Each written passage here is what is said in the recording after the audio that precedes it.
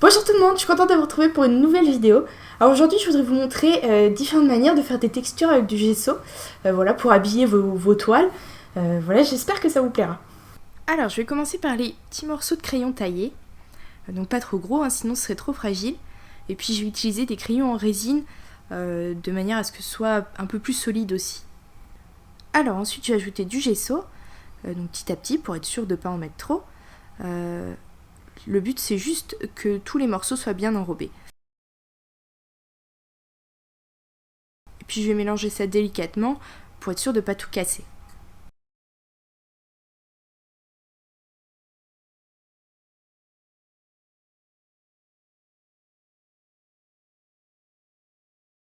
Et ensuite je vais venir les disposer sur ma toile. Alors je vais les mettre un par un parce que faut être sûr que chaque morceau soit bien accroché. Et puis pas trop haut, enfin pas trop en relief parce que sinon ça risquerait de casser. Donc vous pouvez disposer ça comme vous voulez, hein, en écaille par exemple. Moi je vais les mettre un petit peu aléatoirement.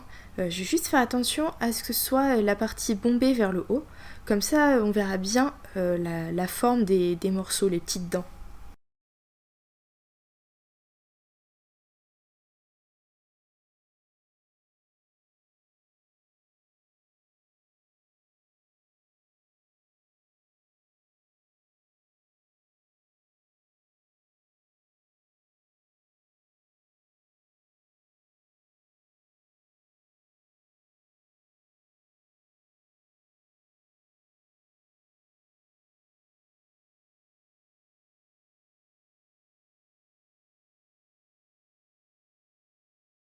Alors ensuite le café, donc c'est du marc que j'ai fait sécher, hein, tout simplement. Et donc je vais y ajouter mon gesso, petit à petit encore une fois. Puis vous en mettez plus ou moins en fonction de l'épaisseur que vous voulez obtenir.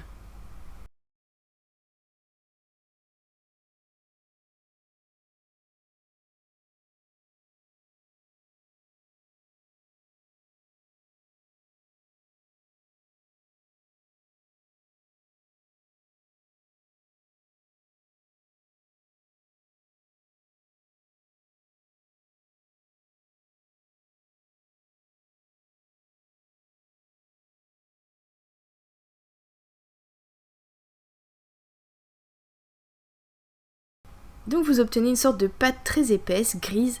C'est très sympa le café, je trouve. Vous pouvez vraiment en faire ce que vous voulez. C'est un peu granuleux, mais surtout c'est très épais. Vous pouvez vraiment faire de gros reliefs avec ça. Et donc vous pouvez l'étaler comme vous voulez. En fait ça ressemble vraiment à du ciment.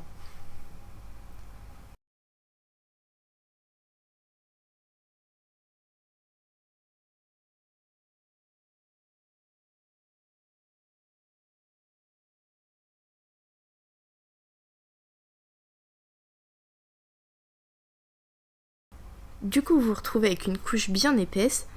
Donc vous pouvez vraiment faire ce que vous voulez dedans. Des motifs aussi profonds que vous voulez.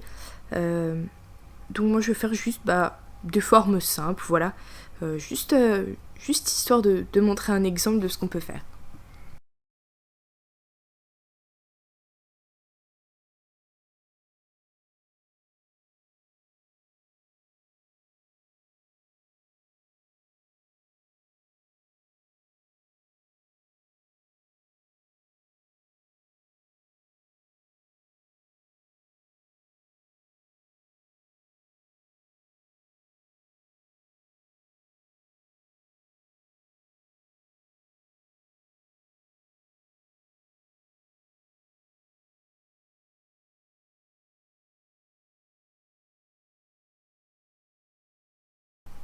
Alors ensuite le coton.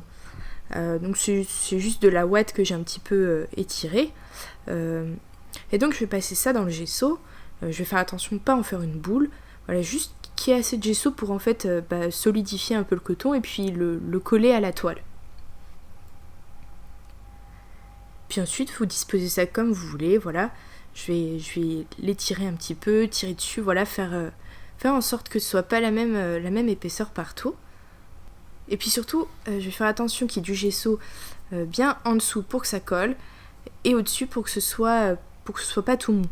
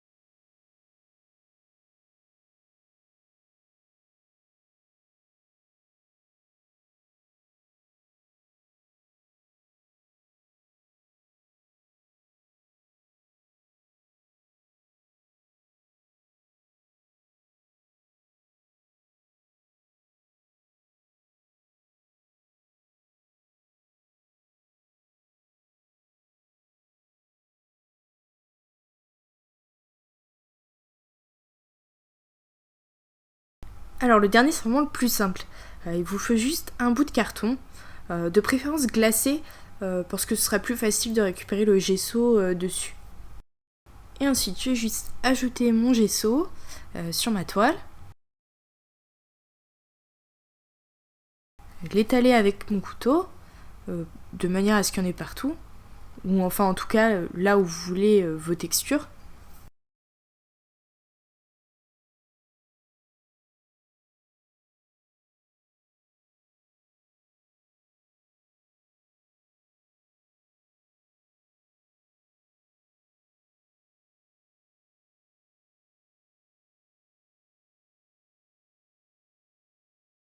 Alors j'ai dû en mettre sur à peu près, disons un demi-millimètre d'épaisseur. Et donc ensuite j'ai juste posé mon carton dessus. Je vais pas appuyer fort, hein, juste de manière à ce qu'il y ait du contact partout. Et ensuite je vais le retirer délicatement.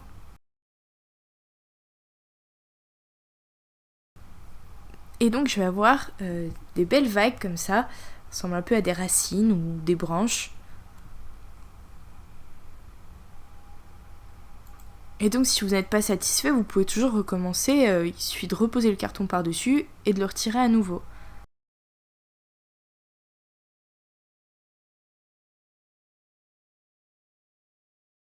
Et ensuite du coup vous pouvez récupérer facilement votre gesso sur le carton comme il est glacé. S'il n'est pas glacé en fait vous pourrez récupérer votre gesso mais c'est juste qu'il y a des chances que vous récupériez aussi du papier avec. Alors ça y est, c'est bien sec. J'ai laissé toute la nuit pour être sûr que ce soit bien sec même en profondeur. Et maintenant, je vais ajouter ma peinture. Alors, je vais faire un fond uni tout simple, hein, mais bien sûr, vous pouvez faire ce que vous voulez. Et donc, je vais tapoter avec mon pinceau. Alors, pas trop fort pour être sûr de ne pas tout casser.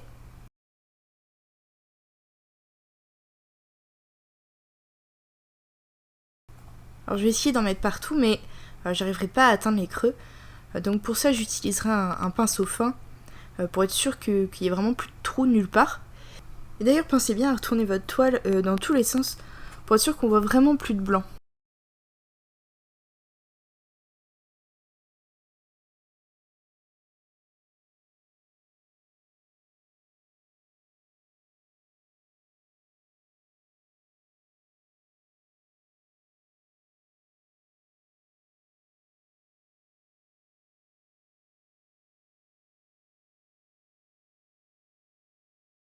Alors, j'ai attendu que mon bleu soit bien sec. Et ensuite, j'ai mis de la peinture sur un sopalin. Parce que c'est bien plat, donc c'est pratique. Et donc, je vais tapoter doucement. Et donc, la peinture ne va accrocher que sur les parties en relief. Et donc, ça va faire ressortir les petites dents. On va bien voir normalement la forme des morceaux de crayon.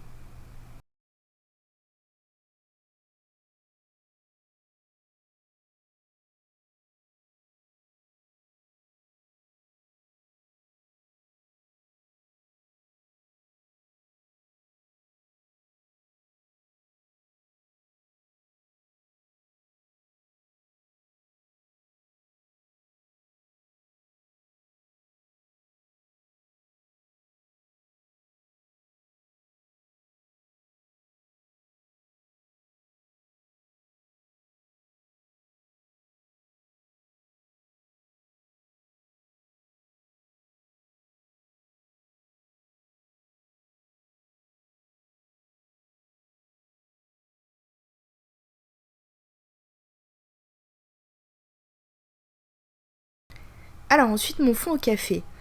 J'avais pas mis beaucoup de gesso, du coup ça a fait des petites craquelures. Je trouve ça joli. Mais si vous voulez éviter ça, vous mettez juste plus de gesso. Alors du coup ça fait un fond gris. Donc je vous conseille de mettre une couche de gesso par-dessus avant de mettre votre couleur. Pour éviter que ça altère la teinte que vous avez choisie.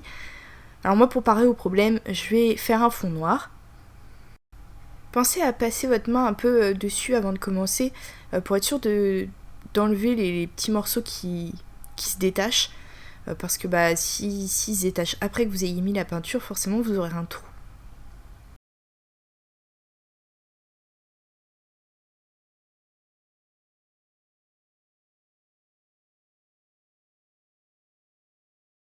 Et ensuite, même chose, j'ai attendu que mon fond noir soit sec. Et maintenant, je vais ajouter ma deuxième couleur avec un sopalin.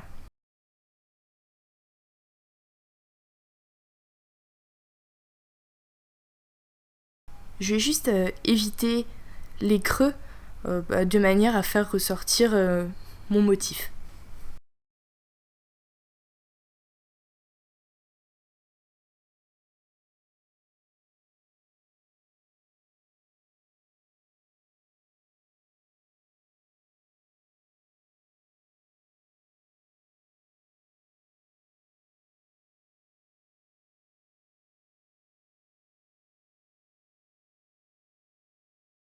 Alors voilà ce que ça donne. J'aime beaucoup le côté granuleux et puis épais surtout, le fait qu'on puisse faire vraiment n'importe quoi avec. Je trouve ça très sympa. Alors ensuite le coton. Il reste quelques endroits un peu mous, mais c'est pas grave puisque de toute façon c'est attaché au reste et puis vous allez mettre de la peinture par-dessus donc ça va durcir. Et donc c'est beaucoup moins fragile que les morceaux de crayon, donc là vous pouvez y aller avec votre pinceau, vraiment il n'y a pas de risque que ça se décolle. Par contre, comme tout à l'heure, il faudra sûrement remplir les petits trous avec un pinceau fin.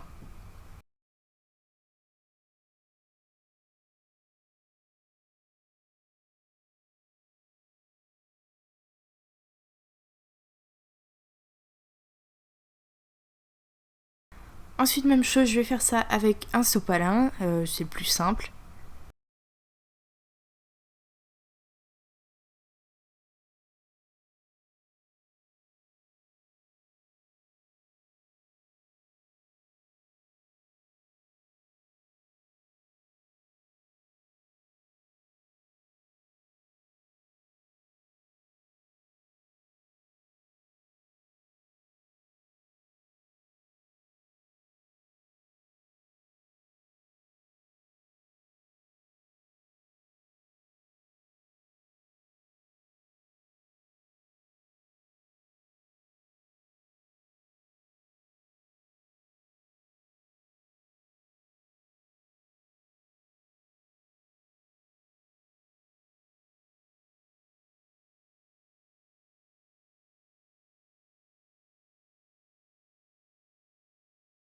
Voilà, alors ce qui est le plus sympa, je trouve, avec le coton, c'est que ça fasse des petits filaments.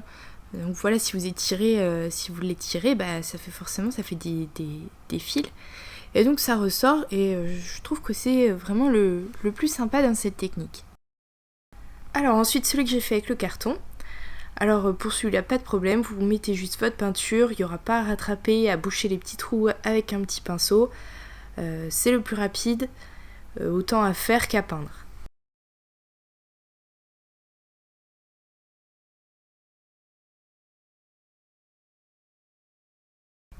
Maintenant mon bleu est sec, je vais pouvoir ajouter ma peinture par-dessus. Alors je vais essayer avec un sopalin encore, mais j'ai quelques doutes parce que comme les reliefs ressortent pas beaucoup, j'ai peur que ça touche le fond et que ce soit pas très propre. Mais c'est pas grave, je vais essayer quand même.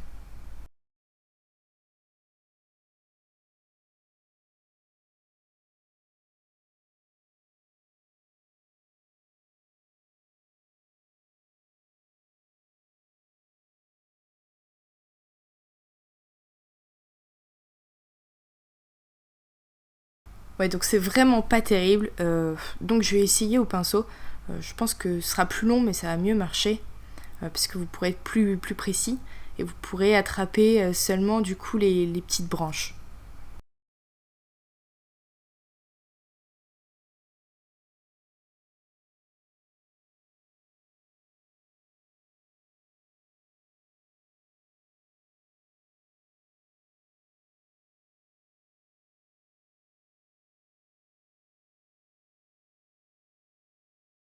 Mais pour le coup, c'est un peu sale par là. Donc je vais essayer autre chose. Je vais mettre de la peinture partout.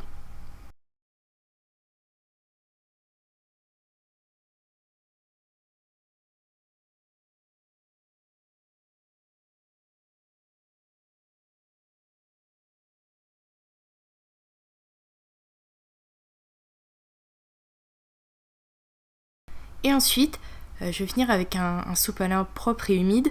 Retirer la peinture seulement sur les nervures.